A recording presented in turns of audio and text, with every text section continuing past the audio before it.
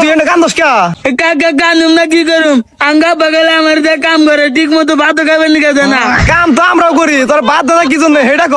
ওই যে কাকা বিয়া করছে দেখা আমার ঠিক মতো ভাত খাইবার দেয় না, কোন দাও তো খাইবার দেয় না, কোনো বন্ধুর বগলে যাবার দেয় না, সারাদিন গেলে আমার তো কাচুর কাচুর করে। আচ্ছা ঠিক আছে, তুই নিচে নাম, বিষয়টা আমি দেখতেছি।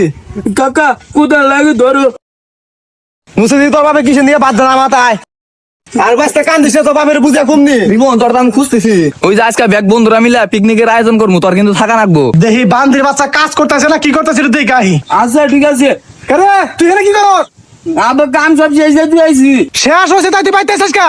বাইটা মনে কি করবো, আর তো কাম নাই, আর আমার খুব খিদা লাগছে, সকালে এমনিতে ভাত খাইনি। আই বান্দির বাচ্চা খালি ভাত ভাত করে, কাম করবে না। এই ভাই পোলাটা হাতে বা করো, কত বেলা হয়ে আছে গায়ে আন্তর পোলাটা ভাত খানাই। ওর ভাত পাবো কোনে? ওর ভাত তো কোন খাওয়া লাইছে।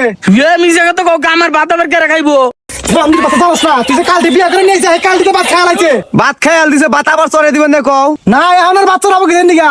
আজকাল লিমিট শেষ, আল্লাহ বাচ্চা রাখলে কালকে আবার সকালে ভাত আনবো। কি ভাত চড়াতে আবার লিমিট আছে?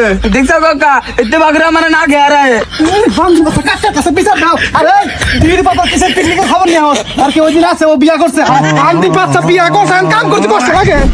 হ্যাঁ বান্দির বাচ্চা তুই যদি আমার খালি ভাত খাবার নিয়ে বাইতে তোর খবর আছে।